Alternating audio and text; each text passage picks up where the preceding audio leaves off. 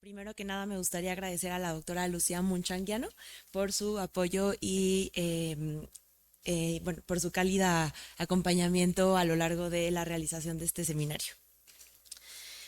Entonces, bueno, el día de hoy vamos a revisar la definición de filicidio, la prevalencia en México, en México y el mundo en general, la clasificación, los factores de riesgo asociados, la relación de filicidio con personalidad, con rasgos o trastornos de la personalidad, la relación con sistema de apego y finalmente evaluación, abordaje y conclusiones. Entonces, bueno, el filicidio se define ampliamente como el asesinato de un niño por parte de su madre o padre biológico, figura parental, incluyendo tutores o padrastros. Dentro de esta clasificación hay algunas subclasificaciones menores en las cuales encontramos neonaticidio como el asesinato de un niño en las primeras 24 horas de vida, que puede variar de acuerdo a la literatura hasta las primeras 48 horas de vida, e infanticidio, que es el asesinato de un niño dentro de su primer año de vida, o en algunos países lo definen como hasta en los 5 primeros años de vida. Y finalmente el filicidio, bueno, es esta definición en la cual no existe un límite de edad, únicamente es el parentesco de que sea hijo biológico o no biológico. El filicidio en México está codificado en el artículo 323 de la Constitución en el delito de homicidio en razón del parentesco o relación. Y dice al que prive de la vida a su ascendiente o descendiente, esto en general de parentesco o relación, consanguíneo, en línea recta, hermano, cónyuge, conviviente, compañera o compañero civil, concubina o concubinario, adoptante o adoptado, con conocimiento de esa relación se le impondrá prisión de 30 a 60 años. Esto es como viene descrito en este artículo 323. En México, la clasificación de filicidio es heterogénea, ya que difiere entre estado y estado. Por ejemplo, en Ciudad de México, Nuevo León y Jalisco está incluido el delito de infanticidio, sin embargo, no de filicidio, mientras que para Durango queda englobado en el delito de homicidio, por ejemplo, como lo podemos ver en esta, en esta captura de pantalla. Y bueno, aquí podemos ver como por ejemplo en el estado de Nayarit sí se incluye el término de filicidio e infanticidio, sin embargo esto varía de acuerdo a cada estado de la República. Son 9 y 4, respectivamente, los estados de la República en donde se incluye la definición de infanticidio y filicidio, respectivamente. Infanticidio es para la muerte causada a un ser humano por su madre, y aquí pongo un asterisco para el estado de Coahuila, ya que es el único estado de la República en donde incluye madre o padre. El resto de los estados únicamente dice madre. Dentro de las 72 horas desde su nacimiento, salvo la Ciudad de México, que es las primeras 24 horas del nacimiento. Mientras que únicamente en 4 estados de la República, incluidos Nayarit, en donde está infanticidio, definen o incluyen filicidio como un delito tipificado o clasificado al que prive de la vida dolosamente a cualquier descendiente consanguíneo, sea legítimo o natural, sabiendo el delincuente ese parentesco. Es importante destacar que en el resto de los 22 estados de la República el delito de infanticidio o filicidio no está tipificado y únicamente se incluye en el delito de homicidio por razón de parentesco o relación. Bueno, hablando de la prevalencia de filicidio, diversos autores afirman que ha sido todo un reto estimar la cifra acertada, en primer lugar por la diferencia en las definiciones legales de filicidio, no solamente nacionalmente, sino también internacionalmente. Así como se estima que hay una elevada cifra negra del delito, o lo que para la criminología es esta brecha entre los delitos que se reportan y aquellos que se cree que no se descubren o no se llegan a corroborar. En Estados Unidos, aproximadamente el 2.5 de los arrestos por homicidio corresponden a filicidios. Esto equivale a 500 arrestos por año aproximadamente. Em, la prevalencia es mayor para niños de menor edad y va disminuyendo conforme los niños van creciendo. Corresponde hasta un 17% para niños recién nacidos por cada 100,000 habitantes, hasta 8 niños por cada 100,000 niños de hasta 4 o 5 años de edad y 2 niños en edades de 5 a 14 años de edad. Y bueno, se estima que una madre, y nuevamente pongo un asterisco porque únicamente se incluye madre y no padre, mata a un niño en Estados Unidos una vez cada 3 días.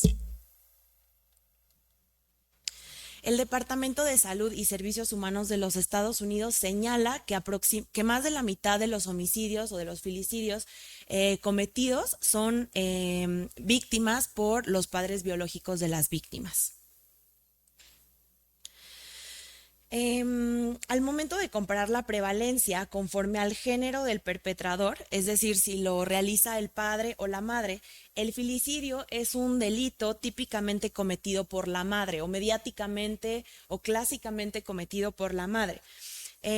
Incluso no solamente para los medios, sino incluso para la literatura médica, que más adelante vamos a ver que generalmente se estudian a las madres, pero no a los padres filicidas. Sin embargo, la proporción de las personas que cometen filicidio es muy similar entre hombres y mujeres. Podemos ver que un padre que mata a su hijo hasta en un 29% de los casos, mientras que una madre mata a su hijo en un 22% de los casos. Esta cifra pues no difiere mucho, sin embargo es mayor la cifra de los varones. Las madres tienen discretamente son más propensas a matar a sus hijas en un 19 versus un 18% que los padres. Y si bien las madres representan un gran porcentaje de arrestos por filicidio, los padres en realidad cometen filicidio con mayor frecuencia. Este es de los pocos delitos en que las mujeres les hacemos competencia a los hombres. Y es por eso que se cree que mediáticamente señalan muchísimo más a la madre filicida que al padre filicida. Conforme a México, la prevalencia estos son datos del INEGI, en donde podemos ver los homicidios en relación de parentesco y de los últimos años, y podemos ver que en el año 2023 pues hubo 14 homicidios realizados por madre o padre, y bueno, aquí podemos observar el resto de las cifras. Es importante destacar que estas cifras son únicamente en esos 13 estados de la República en donde está tipificado el delito. O sea, aquí faltan 22 estados de la República en donde únicamente se incluye el delito como homicidio en razón de parentesco o relación, pero no en filicidio o infanticidio. El dato más elevado para filicidios fue en 2014 con 125 casos, pero bueno, se estima que la cifra puede ser pues mucho mayor. La clasificación más famosa y más utilizada es la desarrollada por el psicólogo forense Philip Resnick en 1969, la cual se basa en el motivo percibido por el perpetrador para realizar este acto o este delito. Y se divide en filicidio altruista, filicidio en contexto de psicosis aguda, filicidio accidental, por hijo no deseado y por venganza conyugal. Es importante mencionar que estas categorías no son mutuamente excluyentes. Esto quiere decir que puede haber un caso, múltiples casos en los que converjan 2 o 3 de estas clasificaciones, ya que pueden estar motivados por una combinación de factores, y la clasificación de un caso particular puede ser muy compleja y por lo tanto requerir una evaluación exhaustiva de los antecedentes y del estado mental del perpetrador. Los porcentajes que aquí vemos son los porcentajes estimados que el psicólogo Philip Resnick atribuyó a cada uno de estos clasificaciones de filicidio. Pero bueno, estos porcentajes, la realidad es que son muy antiguos porque son del 69, entonces no tenemos un nuevo estudio o un nuevo dato que pueda orientarnos a la actualidad. Conforme al filicidio altruista, es el acto de un padre que mata a su hijo porque percibe la muerte del niño como algo benéfico para el niño. Dentro de esta clasificación hay dos subclasificaciones, la cual puede estar asociada a suicidio del padre o madre o únicamente para prevenir o terminar con el sufrimiento del niño. En el caso de los filicidios altruistas asociados a suicidio, generalmente existe una percepción muy pesimista del mundo, muy frecuentemente se dan en contexto de depresión mayor y se llega a percibir al hijo como una extensión de sí mismas. Y aquí sí pongo sí mismas porque es más frecuentemente realizado por las madres. En el caso de para prevenir o terminar el sufrimiento, generalmente el padre o madre percibe al niño como percibe el filicidio como una manera de eutanasia, ya que puede haber sufrimiento real o imaginario del niño. Generalmente se asocia con condiciones crónicas, enfermedades, entre otras circunstancias. Conforme al filicidio secundario a psicosis, encontramos como características predominantes la existencia de enfermedad mental grave, trastorno bipolar, esquizofrenia, que puede asociarse generalmente a homicidio de múltiples víctimas y puede estar o no asociado también con suicidio. Generalmente, una vez que se comete el delito y que la madre o padre no están ya en un contexto de psicosis, describen al hijo como deseado. Y es el único caso de esta clasificación en el que pueden ser sujetos a inimputabilidad, salvo que la psicosis sea secundaria a sustancias. El historial de ideación filicida y la expresión de preocupaciones por el hijo a la familia o a los profesionales de la salud durante las 2 semanas previas al filicidio fueron los predictores más fuertes de psicosis materna. Entonces, esto es un dato importante sobre todo para el abordaje de las mamás o los papás que nos puedan expresar estas preocupaciones. Generalmente, pues son las mamás. El filicidio accidental se considera la forma más extrema de maltrato infantil y pues es derivado de un abuso o una negligencia muy extrema. Para esta clasificación hay ausencia de intención homicida y generalmente se asocia a la pérdida del control. De los factores de riesgo que se asocian a este tipo de filicidio, pues es la pobreza, el abuso de sustancias por parte de los padres, el aislamiento social o falta de red de apoyo familiar y puede asociarse a enfermedad o discapacidad del niño. Generalmente un niño con una condición crónica, alguna enfermedad, alguna situación que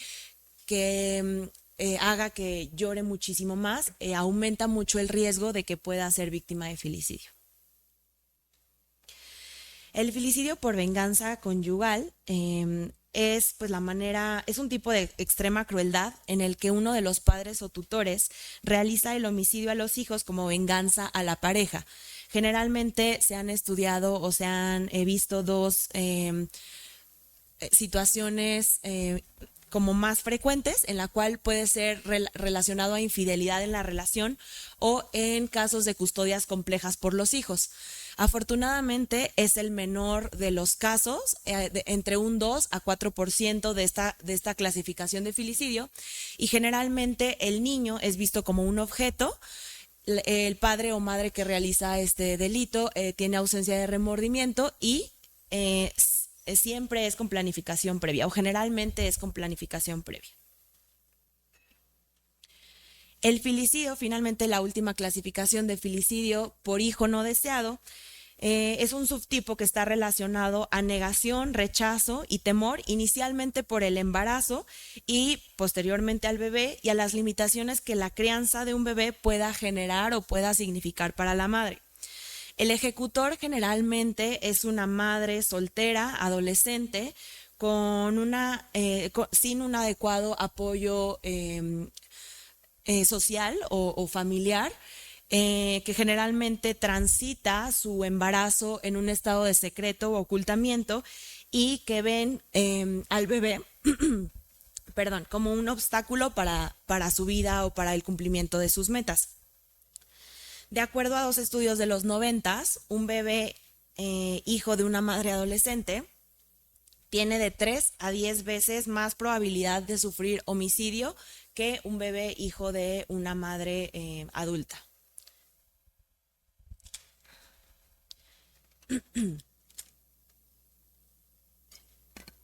Bueno, en esta tabla podemos ver los porcentajes que Philip Resnick atribuyó a cada uno de los, o estudió a cada uno de los tipos de filicidio, y es curioso observar que los filicidios más frecuentes asociados a la maternidad fueron el altruista, el de relacionado a psicosis aguda o el de hijo no deseado, discretamente con una diferencia mayor a la del padre, mientras que el filicidio accidental o asociado a venganza del progenitor es discretamente mayor realizado por perpetradores varones. Conforme a los factores de riesgo que encontramos y que hemos mencionado ya en algunas diapositivas previamente, tenemos que el ser madre soltera, adolescente, ser padrastros o vivir en extrema pobreza es de los factores de riesgo más frecuentes. Mientras que para los factores de riesgo individuales, el tener una enfermedad mental grave, un trastorno grave de la personalidad, abuso de sustancias, tener antecedente de trauma en la historia de vida, estar en aislamiento social o tener conflictos legales también son factores de riesgo importantes. Además de los trastornos mentales graves, tales como la esquizofrenia, el trastorno bipolar, la depresión psicótica, en el periparto, una de las comorbilidades más frecuentes que se cree que son comórbidas a este acto, a este delito, son pues los trastornos graves de la personalidad. Definimos personalidad entonces como el conjunto de características psíquicas y patrones de comportamiento que definen a un individuo e influyen en cómo una persona se relaciona con los demás. Esta interacción, la relevancia en la diada madre e hijo, donde la personalidad de la madre puede impactar en la calidad del vínculo y la capacidad para brindar los cuidados adecuados al bebé. Algunas de las premisas existentes en relación a los trastornos graves de la personalidad es en relación a las deficiencias en lograr una adecuada capacidad de empatía con el bebé, un déficit en el reconocimiento de las emociones y en el control de los impulsos, así como percibir la maternidad como un desafío por ser una probable amenaza a la identidad o a las emociones de la madre, y lo que puede llevar a rechazo del niño con proyección de emociones displacenteras y, en el caso extremo, la percepción del niño como un objeto hostil que debe ser eliminado. En general, es escasa la literatura que ha estudiado el fenómeno de filicidio conforme a los rasgos de la personalidad o los trastornos de la personalidad. Sin embargo, de los más representativos que encontré es esta revisión sistemática que buscó estudiar el sistema de apego, la personalidad y el filicidio en madres. La búsqueda se realizó de toda la literatura hasta el 2019, fue una primera búsqueda, y se realizó una segunda búsqueda hasta el 2022 en 5 diferentes bases de datos. De estas bases de datos se encontraron 12 artículos originales elegibles, únicamente 3 de los cuales fueron elegibles, ya que solamente en estos 3 se informaron datos sobre diagnósticos psiquiátricos o neuropsiquiátricos. De estos 3 estudios, únicamente 2 de ellos realizaron comparaciones con grupos de control, por lo que el tercero pues no fue elegible. Ahorita vamos a hablar un poquito de estos 2 estudios. En estos dos estudios, los diagnósticos de personalidad fueron fuertemente heterogéneos, principalmente pertenecientes al grupo B y C de la personalidad. Sin embargo, esto no fue respaldado por evidencia estadísticamente significativa. Conforme a las dificultades que se encuentran para el estudio del filicidio como fenómeno clínico, es la escasez de estudios sistemáticos que investiguen la personalidad de las madres, y aquí nuevamente pongo madres con un asterisco, que cometen filicidio, que los estudios que encontramos son retrospectivos y basados en expedientes judiciales o historiales clínicos que puede estar o no adecuadamente descrito la psicopatología del perpetrador. La falta de uniformidad de las definiciones legales de filicidio, no solamente a nivel nacional, sino también internacionalmente, como ya lo hemos comentado. Y finalmente, la diversidad de instrumentos para evaluación, no solamente de la personalidad, sino en general de otra psicopatología, para las personas que llegan a cometer este delito. Ok. El sistema de apego es un sistema de comportamiento innato que busca obtener cuidado y protección fundamentalmente para el desarrollo del individuo y la supervivencia de la especie. Se basa en la creación de un vínculo emocional entre el niño y sus cuidadores principales, especialmente la madre, durante los primeros años de vida. Es un sistema necesario para el desarrollo óptimo del bebé, cuyo vínculo impacta en la formación del sentido de seguridad, autoestima y define los patrones de respuesta ante separaciones y pérdidas a lo largo de la vida. Mary Ainsworth, la madre de la teoría del apego, desarrolló en 1960 la técnica de evaluación de la situación extraña, que valora el sistema de apego infantil a través de la exposición de un niño a estrés de manera controlada ante la presencia y ausencia de su figura de apego y de otras personas desconocidas. Tenemos este sistema de evaluación principalmente pues es para los infantes. Para la valoración del apego en los adultos se utiliza la entrevista de apego en el adulto, el cual es un protocolo estandarizado que evalúa la capacidad del adulto para poder hablar de forma coherente y colaborativa sobre sus experiencias de apego en la infancia. Se centra en el estado mental del individuo en relación al apego, analizando la forma en que narra la historia y no solamente el contenido, sino también la forma. Las variaciones en la coherencia y la colaboración durante la entrevista son tomados en cuenta y se codifican para clasificar los diferentes estilos de apego. De acuerdo a la entrevista de apego en el adulto, o la AAI, el apego se puede clasificar en seguro, inseguro o desorganizado y desorganizado. Para la entrevista de apego en el adulto, el apego seguro se ve en aquellos adultos quienes pueden reconocer la importancia del apego a lo largo de su vida y son objetivos al describir sus experiencias, mostrando coherencia en su narrativa, incluso al hablar de situaciones difíciles o situaciones adversas. Conforme al apego inseguro, se divide en apego evitativo o descartante y preocupado o enredado. El descartante, podemos encontrar un adulto con tendencia a minimizar la importancia del apego a lo largo de su formación, que con una tendencia a idealizar a los cuidadores y a normalizar las experiencias negativas. Generalmente la narrativa en este tipo de apego es breve y carente de detalles emocionales. Por otra parte, en el apego inseguro de tipo enredado o preocupado, el adulto se puede mostrar ansioso e inseguro, dominado por experiencias de apego negativas a lo largo de la infancia, con un discurso largo, confuso y gramaticalmente incorrecto. Conforme al apego no resuelto o desorganizado, podemos encontrar a un adulto que habla de pérdidas o abusos, en el cual el individuo va a mostrar incoherencias y lapsus conforme al discurso. Puede llegar a presentar las largas pausas al momento de estar haciendo la narrativa de su infancia o de estas situaciones adversas y puede presentar incluso episodios de disociación y lenguaje desorganizado. Existe un subtipo del apego desorganizado llamado hostil impotente, en donde el individuo se identifica con un cuidador hostil o impotente, y describe a este cuidador de estas dos maneras, como hostil o impotente, pero a la vez se identifica positivamente con este cuidador.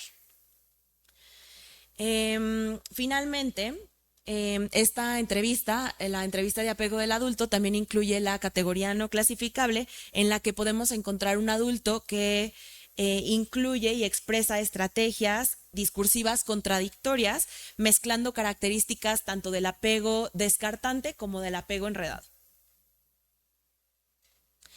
Este es uno de los dos artículos incluidos en la revisión sistemática que presenté anteriormente, que justamente evaluó el apego en las madres filicidas y un poco de la personalidad.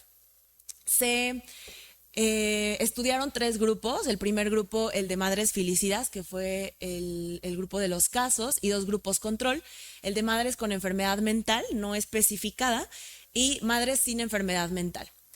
Se encontró que el tipo de apego más frecuente en madres filicidas fue el apego desorganizado, hasta en un 60% de las madres, seguido del descartante y finalmente el enredado. Aquí me regreso un poquito porque cabe destacar que también el 13% de las madres filicidas presentó un apego seguro, lo cual pues es curioso. Y finalmente, al utilizar la subclasificación del tipo de apego hostil o indefenso, se vio que hasta en el 65% de las madres estaba presente este tipo de apego. La característica central del apego hostil o indefenso es el grado en el que el individuo se identifica positivamente con la postura psicológica del cuidador infantil, a quien también desvaloriza globalmente. Puede ser el de tipo hostil, en que el adulto describe a esta figura como malévolo, pero tiene una identificación continua con él mismo. O por otra parte, el de tipo indefenso, en la que existe una devaluación global a la figura de apego, pero se identifica positivamente con este cuidador indefenso. A los que a los que estamos familiarizados con el círculo de seguridad parental, pues podemos relacionar que en este tipo de apego la figura de apego falla para ser este cuidador más grande, más fuerte, sabio y bondadoso, ya que existe una polarización de la balanza entre la hostilidad de ser totalmente más agresivo, siendo una figura controladora, punitiva en la infancia, o del otro lado de la balanza, en una postura totalmente indefensa, en la cual el adulto llega a describir haber adoptado un rol parental en la infancia o haber tenido un reverso de roles. Este es otro de los artículos que incluye la revisión sistemática presentada, en el cual pues es un estudio de Jacquetti y colaboradores que reunieron 3 cohortes de sujetos, igualmente una muestra de madres filicidas, madres diagnosticadas con depresión postparto y finalmente madres sin enfermedad mental o sin antecedentes psiquiátricos. En este estudio se vio que el apego desorganizado y descartante igualmente eran más frecuentes en madres filicidas en comparación con el grupo sano, mientras que con las madres con depresión postparto igualmente tenían una mayor probabilidad de presentar apego descartante en comparación con el grupo de madres sin antecedentes psiquiátricos. Muy bien. Este estudio confirma entonces que el apego evitativo cuenta con una asociación entre los modelos tiene una asociación con el trauma intergeneracional. E igualmente afirman o confirmaron la hipótesis de que el grupo de personas con apego desorganizado o no resuelto utilizan mecanismos de defensa primitivos que pueden verse alterados en la transición a la maternidad o paternidad. con una activación defectuosa del sistema de cuidado del niño con la madre, lo que puede establecer un distanciamiento emocional entre madre, padre e hijo. Y puede convertir al niño en objetivo de eliminación física al poder llegar a percibir proyecciones persecutorias hacia él. Ok, entonces, como resumen, en relación al sistema de apego y filicidio, se postula que el apego descartante se relaciona con la desconexión emocional a través de la dificultad para reconocer las necesidades emocionales del niño y proyección de aspectos negativos de sí mismas. Conforme al apego desorganizado y la desregulación emocional, existe una relación al percibir mayor abrumación por las demandas de la crianza con relación en la mayor desregulación emocional y conductas impulsivas o agresivas hacia los bebés. Y finalmente, conforme al trauma intergeneracional y repetición de patrones, pues se afirma que el trauma no resuelto activo en la transición a la maternidad puede aumentar los patrones disfuncionales de apego y percepción del niño como una amenaza o una fuente de estrés insoportable. Conforme a la parte de la evaluación y el abordaje, es importante mencionar que para llevar a cabo una adecuada evaluación es conveniente tomar en cuenta los diferentes motivos y factores de riesgo que pueden llegar a influir en las personas que cometen filicidio. En mujeres que cursan con síntomas depresivos en el periparto, será crucial valorar el grado de temor, desesperanza, ideación suicida y homicida hacia el bebé. Y en los casos en los que lleguemos a encontrar este tipo de ideas o este tipo de psicopatología, pues el manejo ideal va a ser la intervención en crisis, la evaluación de la salud mental de la madre o padre, el tratamiento psiquiátrico, si es necesaria la hospitalización, el apoyo psicológico, evaluar siempre la red de apoyo social, apoyarnos siempre de trabajo social y en algunos casos, pues la notificación ministerial. En el caso de pacientes que estén con síntomas psicóticos, va a ser muy importante la valoración de los delirios particulares que tenga conforme a el niño. No solamente de persecución, sino también mesiánicos, valorar el patrón de sueño de la mamá, si ha estado durmiendo o no, valorar otras banderas rojas que ya conocemos, y sobre todo la expresión de preocupaciones sobre el niño y sobre su capacidad para cuidar del niño, como vimos anteriormente, ya que fue el predictor más fuerte para psicosis materna las 2 semanas siguientes a la expresión de estas preocupaciones. El abordaje va a ser con tratamiento psiquiátrico inmediato, hospitalización si es necesario, aumentar la red de apoyo familiar y otorgar una adecuada psicoeducación a la familia, expresar igualmente a la familia todas estas banderas rojas o todos estos datos de alarma y evaluar y procurar definitivamente la seguridad del niño.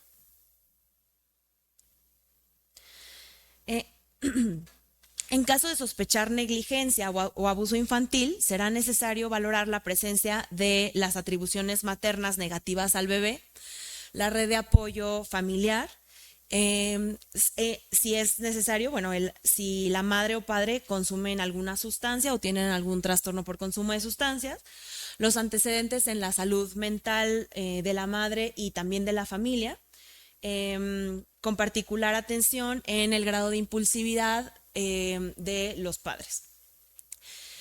Aquí será necesario notificar a las autoridades pertinentes de protección civil para salvaguardar la integridad del infante, referir a programas de manejo de la ira o algún tipo de psicoterapia, el tratamiento para las adicciones, terapia familiar y pues involucrar en general a la familia. En caso de que nos encontremos ante mujeres, adolescentes, sea embarazadas o quienes ya hayan tenido, embarazadas quienes hayan tenido poca o nula atención perinatal, habrá que prestar especial atención a su red de apoyo, a su estado civil, ya que también pues, es un factor de riesgo importante, interrogar el deseo genésico y la percepción de la maternidad en sus vidas, y valorar cómo percibe la relación de la diada, de ella con su bebé y conforme a sus metas a futuro. Aquí podemos abordar también las dificultades en el vínculo de del madre-hijo, las expresiones de rechazo hacia el niño, preguntar específicamente en relación a estas expresiones de rechazo que más adelante vamos a revisar y sobre todo evaluar la red de apoyo social y familiar también. Finalmente, ante la sospecha de violencia doméstica, custodias complejas, si tenemos el caso de infidelidad en una situación familiar, pues será necesario brindar protección y apoyo a las víctimas de violencia e intervenir de manera legal a las instancias correspondientes que tengamos que pues, levantar alguna notificación ministerial para evitar esto.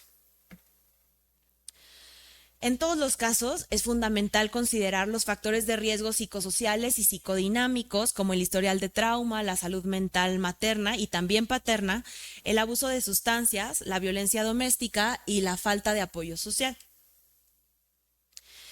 Para el abordaje de el riesgo filicida, incluyo aquí algunas herramientas de evaluación, dentro de las cuales podemos encontrar el inventario predictor de la depresión postparto prenatal, la escala de Edimburgo para la depresión postnatal, el test del vínculo del postparto. Esta entrevista de Birmingham es una entrevista que orienta un poquito hacia qué preguntar a la madre, no solamente preparto, sino también durante el parto y posparto. La escala de actitudes maternas de Roth, la escala de atribuciones maternas o el cuestionario de Duke que evalúa el apoyo social funcional. Esta última escala no es específicamente para estos casos, ya que también se puede utilizar en otros casos de cuidadores. Sin embargo, nos es muy útil para evaluar en general el apoyo social de una persona. Entonces, bueno. El test del vínculo en el posparto por Brookington y colaboradores del 2001 tiene estas diversas preguntas, que, bueno, aquí las marco para identificarlas de manera más fácilmente, que es: me siento distante al bebé, lamento haberlo tenido, me irrita, llora demasiado, me siento atrapada como madre, me siento enfadada con mi bebé, siento resentimiento hacia él, desearía que de alguna manera desapareciera, he hecho cosas que son perjudiciales para él, me fastidia y tengo ganas de hacerle daño. Conforme a la entrevista de Birmingham para la salud mental materna, esta se divide en sección preparto y sección posparto. En la sección preparto es necesario evaluar los antecedentes sociales, psicológicos, obstétricos y hasta el embarazo. La relación que tiene la mamá con el feto durante el embarazo, cómo es que le llama, de qué manera lo percibe, si es que llega si ha tenido alguna proyección de el nombre del bebé, si ha tenido incluso, por ejemplo, compras, si ha tenido apoyo social, entre otras cosas. Así como los cambios emocionales preparto y trastornos psiquiátricos preparto. En la sección de posparto se evalúa también la parte del parto, cómo fue la vivencia en el parto, los antecedentes nuevamente sociales, psicológicos y obstétricos hasta el puerperio, valorar si hay trastornos psiquiátricos en el posparto y la relación que tiene la madre una vez con el bebé. Para la escala de actitudes maternas de Roth, por Robert Roth en 1965, se evalúa la postura del padre, de la madre, conforme a 4 clasificaciones, las cuales pueden ser aceptación, sobreprotección, sobreindulgencia o rechazo. Y bueno, igualmente estas oraciones van de acuerdo a estas 4 subclasificaciones y aquí están marcadas las de rechazo, que son las que nos interesan principalmente en estos casos. La primera es: la disciplina estricta es muy importante en la crianza de los niños. Es bueno para el niño ser separado de sus padres por breves temporadas. Cuando una madre desaprueba una conducta de su niño, ella debe señalarle repetidas veces las consecuencias de esta conducta. Mi niño no tiene la gracia ni es tan sociable como la mayoría de los niños de su edad. Para criar a un niño no importa el método que utilice la madre, lo importante es criarlo como ella piensa. Con un entrenamiento estricto, un niño puede llegar a hacer prácticamente todo. Una madre debe dejar que la profesora utilice los métodos disciplinarios que considere cuando su hijo o hija no cumple las normas. Muchas cosas que mi niño hace me fastidia. El niño es como un adulto, pero en miniatura. Y la madre debe dejar de alimentar, de dar pecho lo antes posible. Y a menudo le juego bromas a mi hijo sabiendo que a él le disgustan. Conforme al test de atribuciones maternas por Filipa Di Castro, una doctora que está en el Instituto Nacional de Salud Pública de aquí de México, realizaron esta escala de atribuciones tanto negativas como positivas, las cuales pues se ha visto que las atribuciones negativas tienen una fuerte correlación para predecir la violencia o el maltrato infantil. Y algunas de las atribuciones negativas que podemos encontrar es: siento que mi bebé hace cosas para molestarme, por ejemplo, siento que mi bebé se niega a quedarse dormido para enfadarme, entre otras atribuciones como el del llanto para enfadar nuevamente a la mamá. Entonces esto pues es un indicador alto de predictor de violencia o de negligencia infantil. Bueno, como ya lo mencionamos, será importante considerar la hospitalización para los casos necesarios o para los casos que se requiera, notificar e involucrar a trabajo social. En caso necesario, proporcionar apoyo a las madres que tengan una escasa red de apoyo social o familiar, hacer la notificación ministerial o notificar también a las instancias gubernamentales meritorias. Y pues bueno, ya para terminar, el filicidio es el asesinato de un niño por parte de sus padres biológicos, figura parental, tutores o padrastros. Se ha asociado a una heterogénea clasificación legal y elevada cifra negra del delito, por lo cual la estimación de la prevalencia es sumamente difícil. Aunque popularmente el filicidio se percibe como un delito típicamente materno o mediáticamente materno, las estadísticas muestran que la proporción de hombres y mujeres que cometen filicidio es bastante similar. La clasificación de Resnick del 69 se basa en el motivo del perpetrador y es una herramienta útil para comprender la complejidad de este fenómeno, y recordemos que no es mutuamente excluyente. Que los factores de riesgo más frecuentes que se asocian a filicidio se incluyen los trastornos mentales graves, el trauma, el aislamiento social, la pobreza, el ser madre soltera, ser madre adolescente o tener conflictos legales. Hasta la actualidad no hay suficiente evidencia entre la relación de algún trastorno de la personalidad con actos filicidas, y conforme al sistema de apego, la investigación sugiere una mayor prevalencia de apego desorganizado, especialmente del subtipo hostil impotente y descartante en madres filicidas en comparación con grupos control, así como en madres con psicopatología. Finalmente, la evaluación de un caso de filicidio debe ser integral, considerando las diferentes motivaciones, factores de riesgo y la situación social del perpetrador o de la diada. Será fundamental valorar la presencia de síntomas depresivos, psicóticos, negligencia, abuso infantil, abuso de sustancias por parte de los padres, el deseo genésico y la relación de la madre e hijo. Y el abordaje deberá incluir tratamiento psiquiátrico, apoyo social, psicoeducación a la familia, intervención en casos de riesgo para el infante y derivación a instancias gubernamentales cuando sea necesario. Y ya sería todo.